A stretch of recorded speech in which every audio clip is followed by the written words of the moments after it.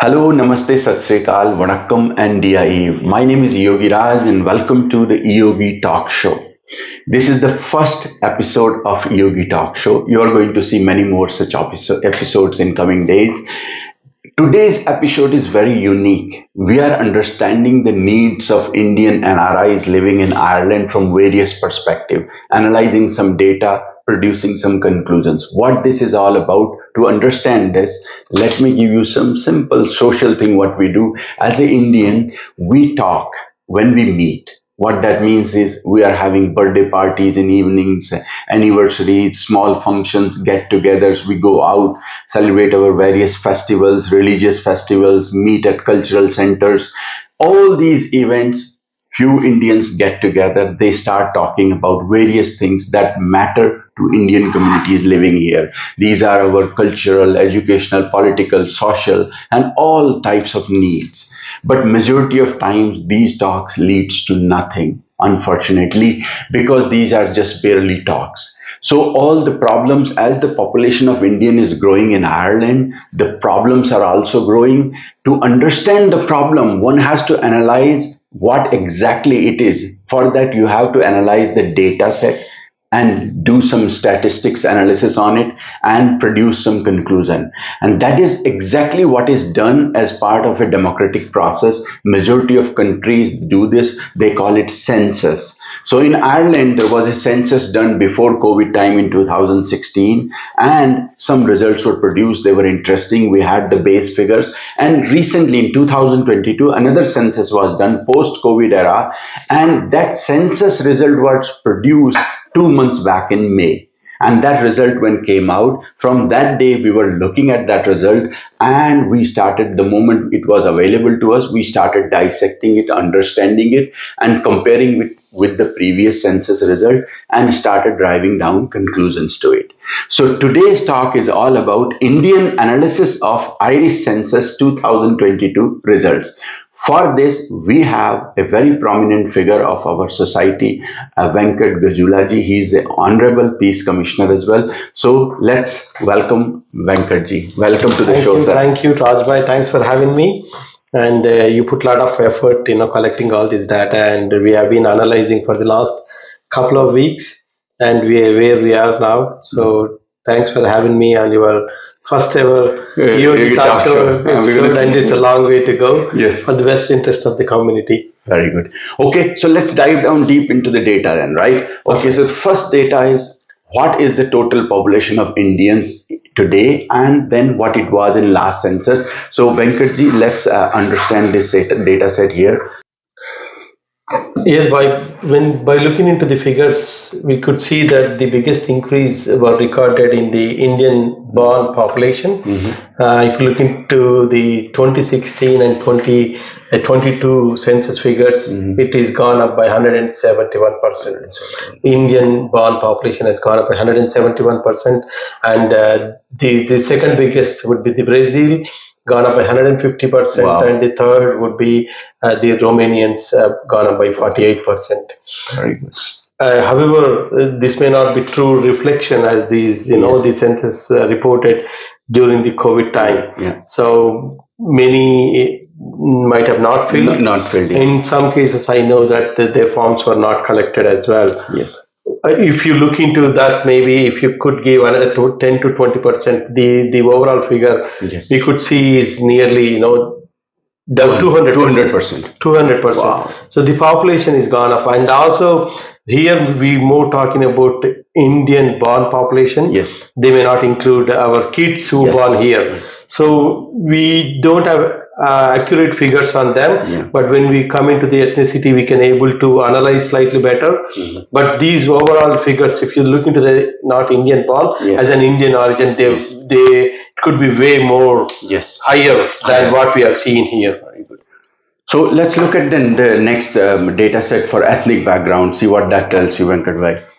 So if you look into that, the ethnic background, the questionnaire, if you see the difference from the 2016 and 2022, in 2016 we didn't have any choice to select Indian or Indian background. We only had a Chinese, Yes. and then the rest of them are all all other Asians. In 2022, they have introduced the new choice Yes. there as an option to select Indian, Pakistani, and Bangladesh. Bangladesh. There is no separate one for the Indians, but they grouped Indian, Pakistani, and Bangladesh, and that figures. If you could look into that figures, uh, the 25 to 44%, Yes. that 25 years to the 44 years one, they gone up by the half, nearly doubled, and half of them are fall into that. So half of the population fall into that category. Yeah, yeah, yeah. And basically, I think you were telling me earlier that the we have to separate this Indian, Pakistani, Bangladeshi categories further, especially for Exactly, India. yeah. You have done something on You that know, already. we spoke about the public reps on Yes. this particular one.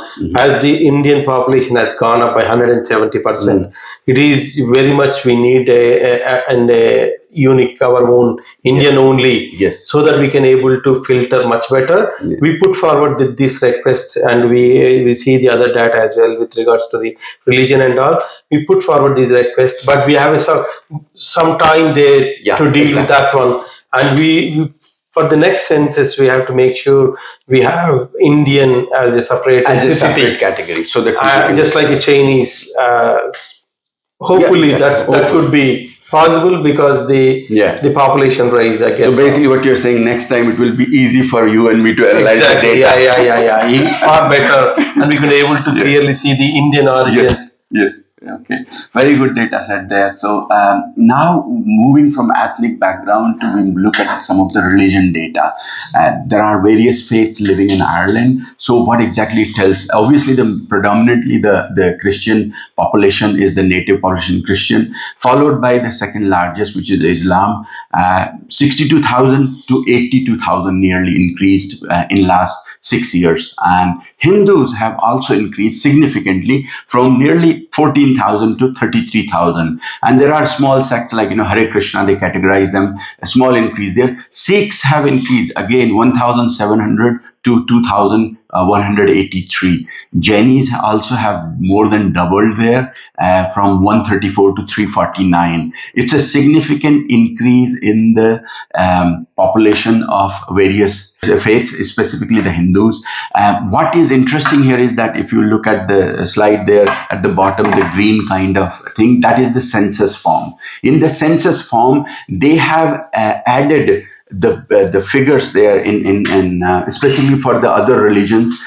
They have between 2016 and 2022 added new category like no religion and others and etc. So what we are basically saying, Venkat bhai, the next time we should request for Hindus. Yeah, true. We could see again the our population community would have manually written Hindu there. Yes. I guess there is always we were talking about 10-20% miss fill in.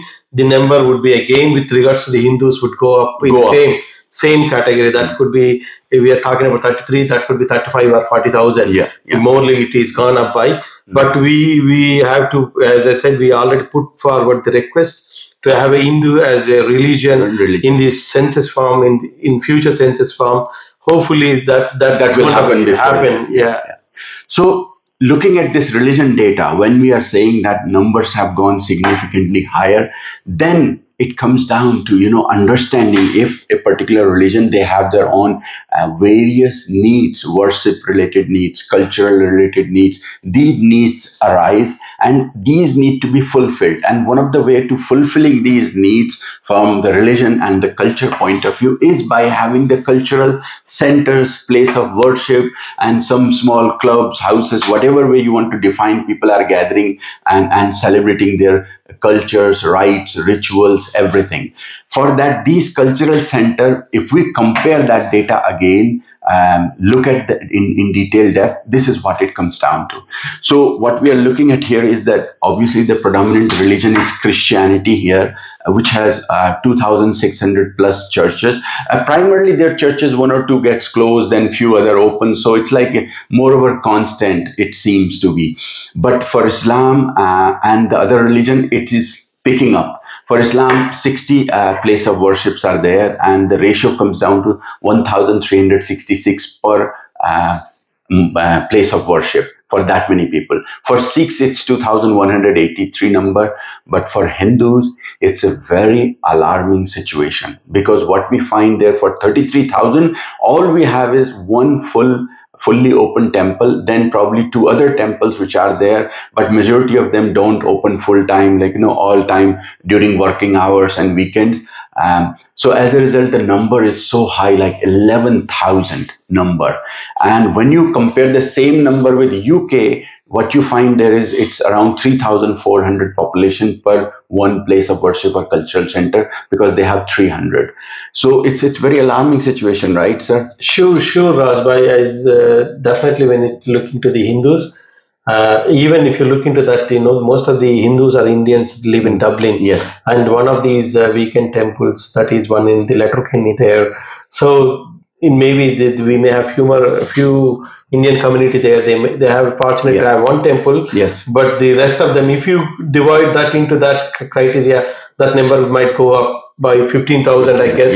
Yes. So obviously, as the population has gone up by 170%. Yes. So we need the right facilities to cater to the population, the growth. Yes. So and I could see if you go back to the UK in late 80s and 90s, we have a very limited, Hindu temples at the time. But as the population raised there, the number of temples also gone up there. I hope the same pattern would happen here, and we are all work towards that one, having the right facilities. Put forward our request to the government. Because the population has gone up. They have their census, the data ready. Yes. So they have to facilitate the social and religious needs of the population. So basically what this data is telling you is that if you analyze it purely from a statistical point of view analysis, if you just do that, what it's simply telling you that return on investment. So if other sects are surviving with 1,000 to 1,500 one place of worship, and across the land, if within 3,000 figure, 3,000 people what you need to sustain one place of worship or cultural center, then in Ireland that number is 11,000. So basically there is a return on investment for many such places to be built in coming days. If you build it, there is a return on investment. Specifically when you look at some of the pockets like Lucan, Ongar, and Blanchardstown side, these places definitely have a return on investment. So that's exactly what we are pointing out to all the people out there with this data. So moving from the cultural and religion data, we are looking at some other interesting data about the population by age group. See what it looks like. Venkat bhai? If you look into this, the population increase, every age group has seen an increase in population, whether it is 0 to 14 or 15 to 24 or 25 to 44 or any age group. Everywhere you could see from the 2016 the census compared to the 2022, they're all gone up. If you look into that, the 25 to 44 years category there, the increase we could see nearly even 15 to 25, three times of increase we could see that one. What does the increase in here? Maybe this could be due to the changes in the student visa program. So the graduate visa program as introduced by the government to retain the skill set. Most of them might fall into this one, and the other young youth families, they come in as immigrants in recent years, they might fall into that category as well. What it means to us means the young youth population is growing up. The young families are coming in here. They may have their own requirements. Just like once they land in here, they struggle to find a rental property is a big thing now, and driving renting car, or maybe having a car, buying a car, then driving licenses and citizenship, permanent residency. It's a typical journey of immigration. So we need to make sure. So we have system and all the requirements and everything in place. We have to work towards that one because the population has significantly gone up. So whoever is working towards facilitating all these requirements for this group, they would benefit as well. Yes. Whether it is immigration Yeah. service, whether it is a Yeah. student service, whether it is anything Yes. relates to the renting a property and Yeah. something like that. Each and every community. It is Yeah. it's a very interesting point you these days, this WhatsApp forward, when you create a WhatsApp forward group form, immediately the groups are getting like, Yeah. 100, 200, 300, Thousands, thousands. and these days like they grow, so that's telling itself there is a need. Yeah, there is definitely the population has gone Yeah. up, and Yeah. definitely Yeah. we need to look Yeah. into the wider picture Yeah, yeah. to cater Yeah.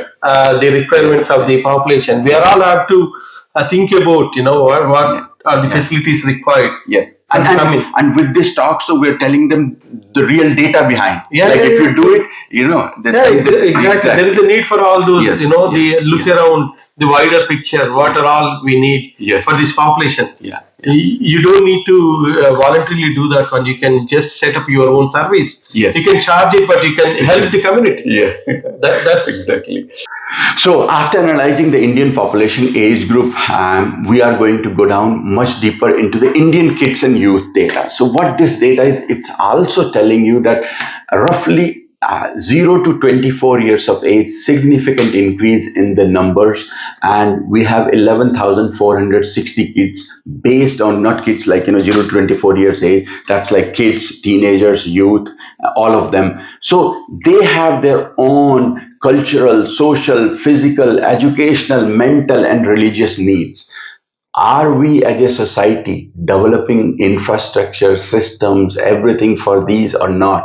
Because many times they struggle in their own life for their identity and many things. So this is something also we need to look at, about the Indian kids and youth. true, very very true. Bhai. Yeah, we have to we have to look in as Yeah. the way 15 to 24 and 0 to 14. Yeah. Everything is gone up. It's Yes. nearly three times. Yes. If you look into the 1,000, it went up to nearly 3,000. If you Yeah. look into this 1,600, it is went up for nearly Huge, at the yeah. double Yes. the figure. So we need to. Huge, and especially for the journey of NRI, we teach various things to our kids as well. Those who are sitting there, if you want to teach new language to your kids, if you want to teach your culture to their kids, all you have left is journey starts at 0 years of age. The day they come, you start that journey, and it only goes up to 14 years. So you only have like 14 years of time to convince them. By the time they develop their own intellect and they're gone from your own, it's very hard for them to listen to what you want to say. So be aware of these things as well. So when you are living away from your family, from your country. So that's the data for kids and youth. But there is another segment, Venkat Bhai, is huge, which is, I think, also becoming a serious problem about as we are growing old, the age. So let's look at that data. So Venkat Bhai, what do you see on this one? See, just like any other age group, we seen the numbers increasing even for the old age group who are 65 or over. So from 2011 all the way to 2016 and 2022, you have 700 plus there. Again, some data could be missing, and we have, as we have already discussed, 25 to 44 age Yes. group. Yes. We have there is a growth in that one by three times. Yes. That means we have young families here, Yes. and their families or their parents could be visiting most of the year. Yes. Whether it is for a few weeks or whether it is for a few months. Yeah. So they will be here as well. So if you look into that perspective, the number would be nearly double. Any given time. Yeah. So we need to see, and we are also all growing, and we're all growing older. Falling to that category, sooner or later. So we have to make sure we have facilities to cater that one. Yeah. What it means, these age group, the Indians. the immigration journey might have started around 40 years back, and more when they might have come around 40 years or less. Yeah. So they lived in here for 25 years or more, but they were in India for 40 years. But once they retire, we need to make sure whether the cultural and religious they're attached to the culture. And we need to see whether they have that. Once they retire, they have nothing else. They end up confining to the houses. We have to look after that one. We need to make sure we have activities, clubs, and facilities their the Yes. Older population, Yes. whether they are living here permanently or whether the Yeah. parents are coming for a visit and all. We need to make sure we have enough facilities to cater them. It's very important data set that which tells us that our aged population need they have their own needs. So specifically again Ongar, like Blenchstown and Lucan side, where you have a majority of population living a significant bucket, having some kind of clubhouses, having community centers will help these parents who are coming from India and also the aging population living here. After this old age group data, we are going to look at another interesting data set related to languages. So when we move away from our native country, like we come in Ireland, the first language we must excel is the language of this country, which is Irish. Now, for many of us, it's very hard, but it may not be hard for the kids who are growing here. So for them, Irish speaking is part of their curriculum from up to Living Cert. So we should always encourage them to learn their native, the language of the country, which is Irish. It is the Irish that makes the Ireland as an Irish nation, not English. English is the official language of Ireland, and that should be learned as well. It's a mandatory requirement. So these two languages are there. We should learn. But beyond that, you are coming from a cultural background, from a religious background, then you also have some ancestry. So some of the language of your ancestors, which you want to preserve because you want to preserve your own culture and while integrating into the current culture. So from ancestral point of view, when we look at India, India is the most diverse country on this planet. It has 22 registered languages in its constitution, 8th Amendment constitution. It has that many, and you can see there on the slide there we're showing there.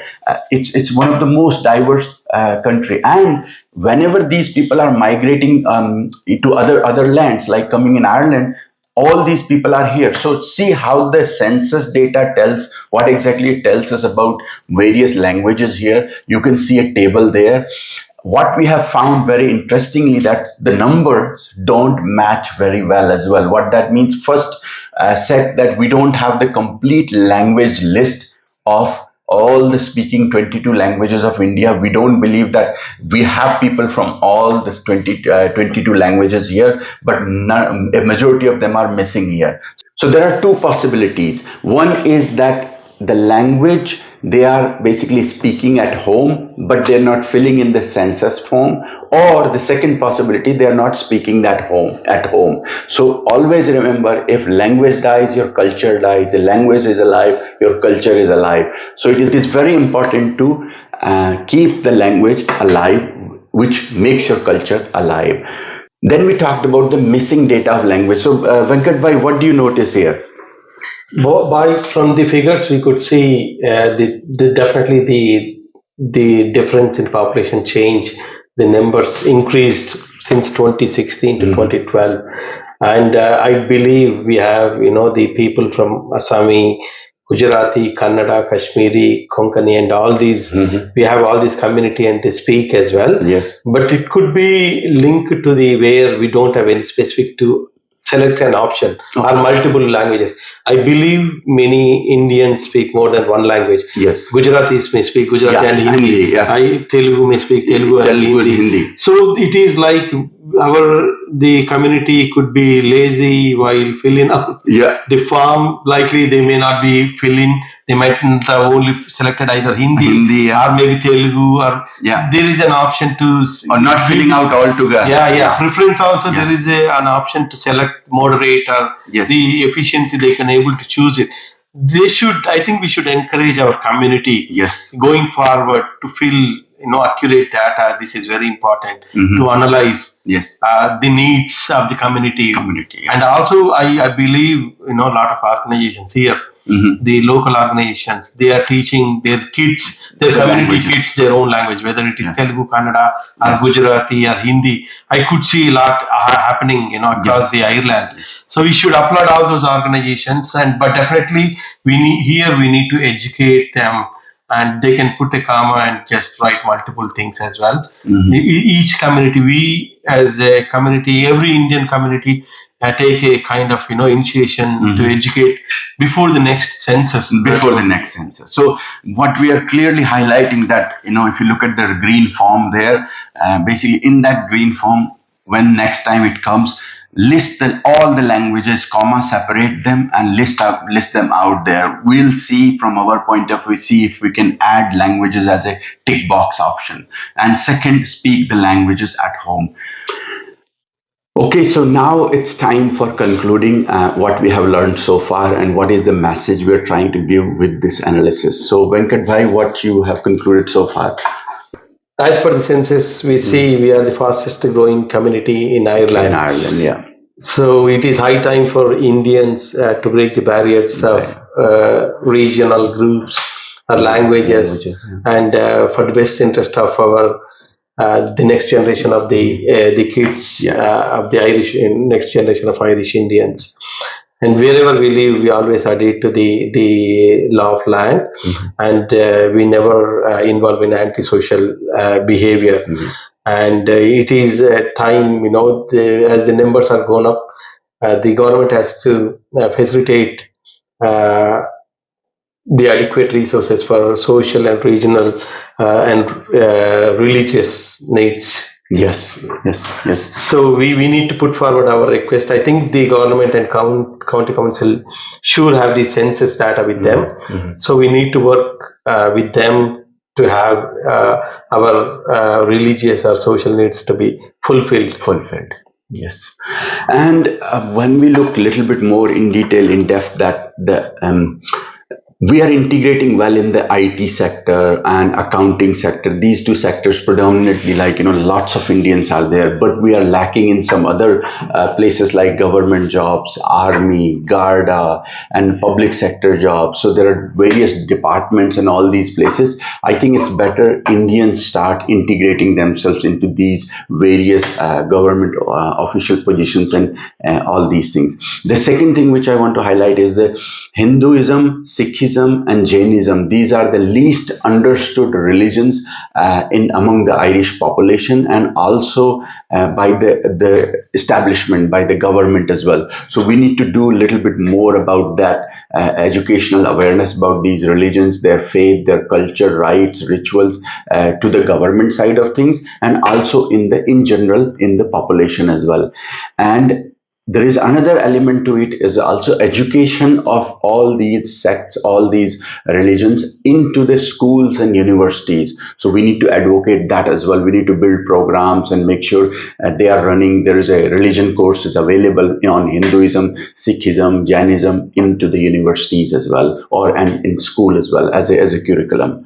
What other things you think, Venkat bhai? So we are all living here. Yeah. So Indian community, I should encourage. We have to participate in the democracy process. Yes. And everybody should register to vote. Yes. And participate. And when everyone is registered and voting, and the politicians could able to see our true power. Yes. And we can able to fight for our needs as well. That would truly reflect when we participate in the democracy, our voice could be heard. There is a power in our vote, so we have to utilize that one. So I remember you ran the register to vote campaign that is, a while back. Yeah, exactly. That is the best interest of the community, just to bring awareness. Many people doesn't even know that. No. Being the work permit holder, student, if anybody living in this country full time, yes, irrespective of their visa status, they can vote in the local elections. Yes. Many doesn't know. So these are all those things to bring awareness to the community. We're doing the campaign, but they can do register online. It only takes 5 minutes. Yeah. All they need is the date of birth, PPS number, and the address. Right. If they both match whatever they fill in, it takes less than 5 minutes. And if they match with the revenue details, and it will be approved in less than 2 weeks' time. Oh. It's a very simplest process. Everybody can focus on that one, participate in the democratic process. Right. That works in a bigger way. For the community. Yes. There is a check the register .com there, and for the best interest of the community, we have another own site, herein.com is there. They can able to check If they really need any information, it is there already. It's only 5 minutes. They can do that. Okay, very good. So when we are living as an Indian 5,000 miles away from our native country, it is very important for us to integrate. And the message of integration is not a new thing for Hindus. We have always integrated various cultures, languages, many things, caste, creed, everything. And it is written in our Vedas, Vasudhaiv Kutumbakam. What that means is simply that the whole world is your family. So integration is part of the genes of Hindus, and not from today, from thousands of years. And how to integrate in this Irish society, there is a very good example of this. And let me show you this book. This is the book which is basically written by William Butler Yeats, one of the great Irish poet, basically who won the Nobel Prize.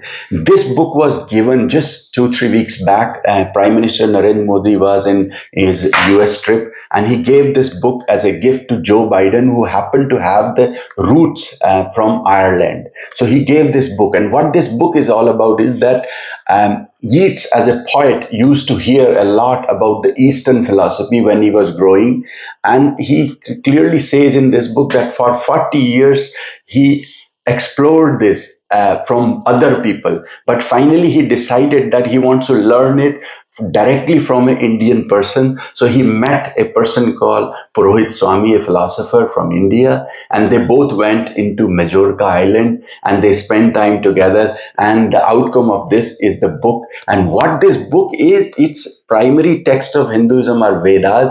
The summary text of them are called Upanishad, and there are 10 Upanishads, and this is the explanation written by Yeats in his own words about the 10 principal Upanishad of Hinduism. Isha Ken Kath Prasna Mundak Mandukya Etriya Tetriya Brahadaranyaka and Chandogya, the 10 Upanishads, and a book comes out with the integration of Indian and Irish. This is exactly how we should be integrating with the culture, native culture here. So with this first episode, we're concluding here. With me, thank you so much to Venkat Bhai, and I'm Yogi Raj. Please subscribe it, like it, and press the bell icon of this YouTube channel, and which is focused on Indian studies and Indic civilization. And we'll be doing more talks. See you on the next video. Thank you so much. Thank you. We wish we do more of these ones. Yes, we will certainly. Thanks. Thank you.